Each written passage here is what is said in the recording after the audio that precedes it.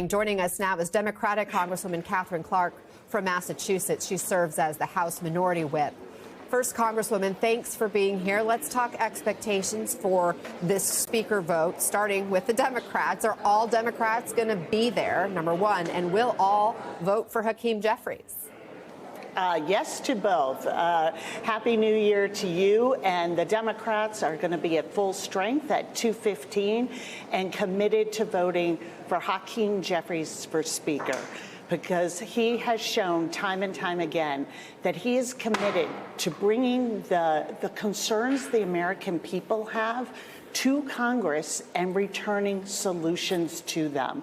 And we have heard loudly and clearly from the American people, they are concerned with the cost of living, whether that is housing or child care, making sure that we have affordable groceries.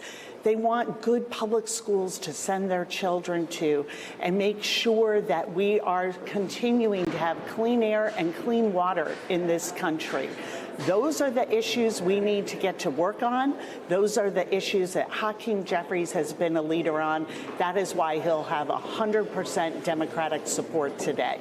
In order to get to those issues, you have to have a Speaker of the House to do any work in the House. Is it your belief Speaker Johnson has the votes to hang on to the gavel? Well, as you just heard, that is up to the GOP. And what we have seen is a GOP that is still mired in chaos, in infighting, and their own civil war. And the problem with all of that is that it leaves the American people outside looking in at Congress, at the House Republican majority, saying, how do we fit in? You're supposed to go to Congress and work for us. And with all their infighting, it delays the work that we are sent here to do.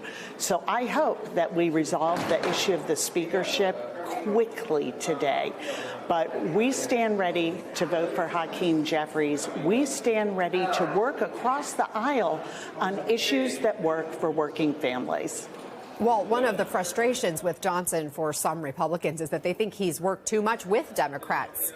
Your response to that, and do you worry if it's not Johnson, someone else could become Speaker who may be harder to work with? You know, listen, here's how we view it. Those who say that there's been too much working with Democrats are missing the point of government.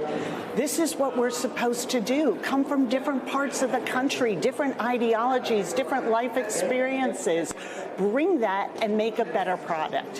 What we have seen in the last session of Congress, and seems to be continuing into the 119th, is that Republicans are consumed with fighting among themselves. And so where does that leave us as a country, never mind as a House of Representatives? And the only voices they appear to be listening to are those of the billionaire class. And this whole thing is a setup for more tax relief for the very highest, richest, most powerful people in this country. And we've seen this play out time and time again, that Democrats 6 times in the last Congress had to be the ones to supply the votes to the majority, coming together to compromise to prevent a shutdown, to prevent when they took our economy hostage over the debt ceiling crisis that they manufactured. So Democrats are going to continue to be that voice for the American people, for making sure that we come back to solutions they are asking for and they deserve. We will work with anyone across the aisle who's willing to do that, but if they want to continue to rig our economy against hardworking Americans, we are going to stand in opposition to that.